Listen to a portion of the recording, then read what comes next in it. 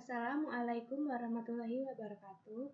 Saya Sela Hamidah, NPM 201302409 dari Program Studi Pendidikan Biologi Kelas A, Fakultas Keguruan dan Ilmu Pendidikan Universitas Lampung 2020.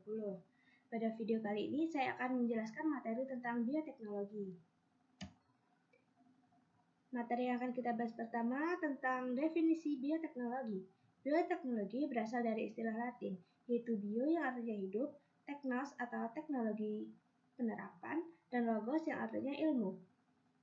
Jadi, bioteknologi adalah ilmu yang menerapkan prinsip-prinsip biologi atau pemanfaatan prinsip-prinsip dan kerekayasaan terhadap organisme, sistem, atau proses biologi untuk menghasilkan atau meningkatkan potensi organisme maupun menghasilkan produk dan jasa bagi kepentingan hidup manusia. Manfaat bioteknologi yaitu untuk meningkatkan nilai bahan mentah dengan memanfaatkan kemampuan mikroorganisme atau bagian-bagiannya seperti bakteri dan kapang. Selain itu juga, bioteknologi memanfaatkan sel tumbuhan dan hewan yang dibiakkan sebagai bahan dasar berbagai proses industri. Ilmu-ilmu yang digunakan dalam bioteknologi ada yang pertama mikrobiologi, yaitu cabang biologi yang mempelajari tentang mikroba atau jasad renik. Pengetahuan sifat-sifat dan struktur mikroba mendukung kemajuan bioteknologi. Misalnya, mikroba berupa bakteri dapat tumbuh pada kisaran suhu tertentu.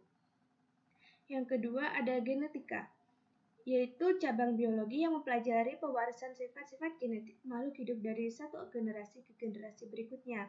Pemahaman mengenai bentuk dan karakteristik materi pewaris sifat, yaitu DNA atau gen, akan membantu percepatan kemajuan bioteknologi.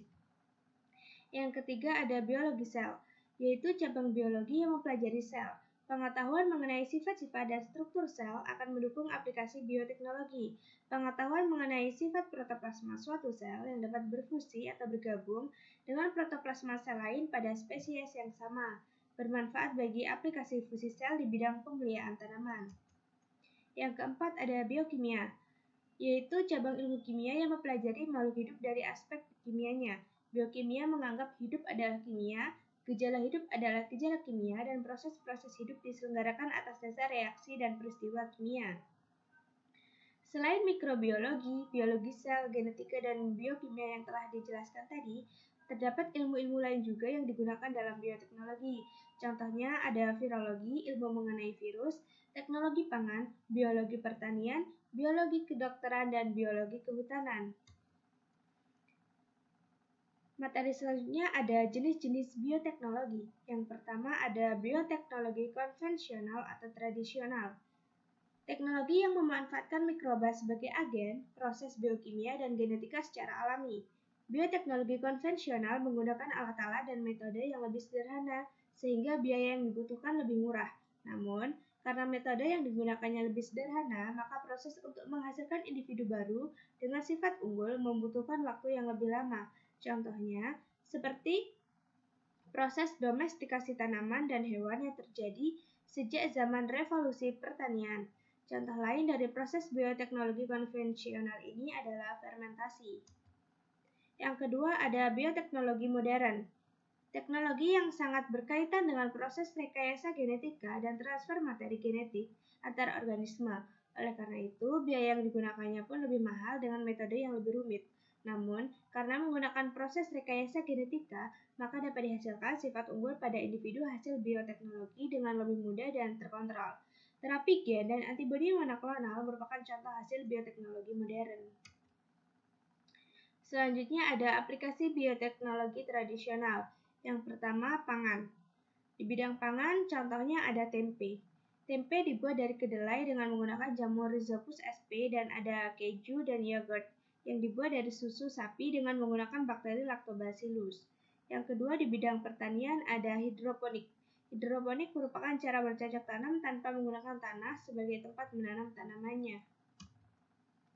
Yang ketiga di bidang peternakan. Contohnya pada domba ankon yang merupakan domba berkaki pendek dan bengkok sebagai hasil mutasi alami. Yang keempat ada kesehatan dan pengobatan. Di bidang ini contohnya yang pertama ada antibiotik yang digunakan untuk pengobatan yang diisolasi dari bakteri dan jamur. Kedua, ada vaksin yang merupakan mikroorganisme yang toksinnya telah dimatikan dan bermanfaat untuk meningkatkan imunitas tubuh. Selanjutnya di aplikasi bioteknologi modern, yang pertama di bidang pangan, ada buah tomat hasil manipulasi genetik sehingga tahan lama, tidak cepat matang, serta tidak cepat membusuk. Yang kedua, pada bidang pertanian, contohnya pada tanaman jagung dan kapas, yang resisten terhadap serangan penyakit gen tertentu setelah gennya dimanipulasi.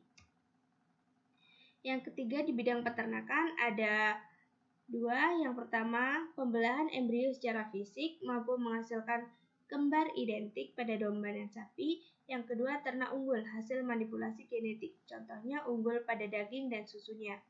Yang keempat, di bidang kesehatan dan pengobatan, contohnya pada hormon pertumbuhan somatotropin yang dihasilkan oleh Escherichia coli.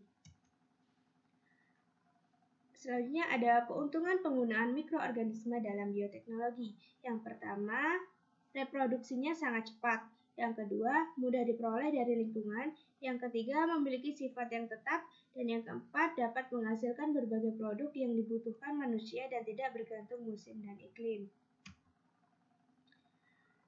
Berikut ini contoh bioteknologi pengolahan bahan pangan, yaitu yang pertama, oncom. Oncom dapat dibuat dari ampas tahu dengan penambahan mikroorganisme berupa neurospora. Yang kedua, roti yang dibuat dari biji-bijian serealia dalam bentuk tepung dengan penambahan hamir Saccharomyces cerevisiae. Yang ketiga, ada keju dan yogurt yang dibuat dari susu dengan penambahan bakteri asam laktat, Lactobacillus bulgaricus, dan Streptococcus thermophilus. Yang keempat, ada mentega yang dibuat dari bahan dasar susu dengan penambahan Streptococcus lactis dan Leuconostoc cremoris. Yang kelima, protein sel tunggal yang merupakan makanan kaya protein yang berasal dari mikroorganisme.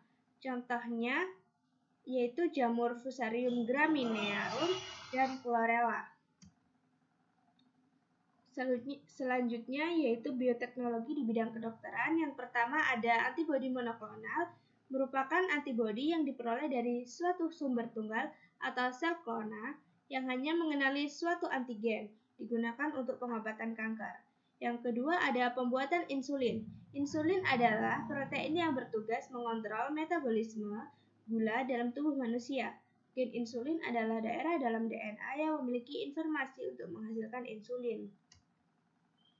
Selanjutnya ada bioteknologi pertanian. Yang pertama ada kultur jaringan tumbuhan, yaitu bentuk perbanyakan tumbuhan secara vegetatif dengan memanipulasi jaringan somatik atau jaringan tumbuhan di dalam kultur aseptik atau bebas kuman dengan lingkungan terkontrol. Yang kedua ada bioteknologi rekayasa genetika, yaitu suatu kumpulan teknik-teknik eksperimental yang memungkinkan peneliti untuk mengisolasi, mengidentifikasi, dan melipat gandakan suatu fragmen DNA dalam bentuk murninya. Dalam bioteknologi terdapat dampak negatifnya, yaitu yang pertama alergi.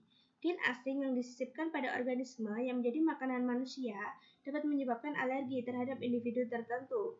Untuk mencegahnya, perlu dilakukan pengujian dalam jangka panjang dan memberikan label pada produk yang merupakan hasil dari rekayasa bioteknologi, sehingga konsumen akan lebih waspada. Yang kedua, hilangnya plasma nutfah.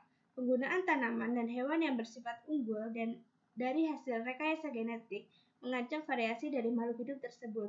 Hal ini dapat diatasi dengan melakukan pemeliharaan hewan dan tumbuhan di suatu situs konservasi tertentu. Yang ketiga, rusaknya ekosistem. Penggunaan hasil rekayasa genetik dapat menyebabkan organisme tertentu dalam ekosistem mati. Mungkin itu saja yang dapat saya sampaikan. Apabila terdapat kesalahan, saya mohon maaf. Saya akhiri. Wassalamualaikum warahmatullahi wabarakatuh.